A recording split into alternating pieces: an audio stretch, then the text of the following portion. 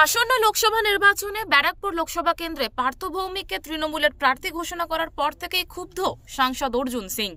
রাজনৈতিক মহলে জোর জল্পনা, অর্জুনের তৃণমূল ছেড়ে বিজেপিতে যাওয়া এখন শুধু সময়ের অপেক্ষা।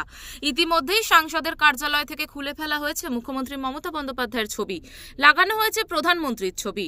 বুধবার সাংবাদিকদের মুখোমুখি হয়ে অর্জুন সিং বলেন, 2019-এর মতো 2024-এর লোকসভা নির্বাচনেও ব্যারাকপুরে বিজেপিই জিতবে।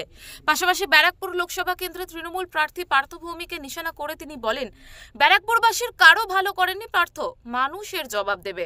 এটা তো বোঝাই যাচ্ছে, ও তো সবসময় ডুয়েল পলিসিতে কাজ করে।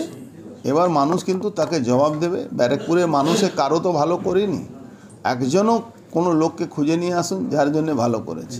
2019 भी बैरकपुर में भाजपा जीती थी। इस बार 2024 में ये सीट भी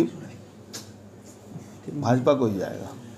उत्तर 24 परगना থেকে প্রতীতি ঘোষের রিপোর্ট, ওঙ্কার বাংলা।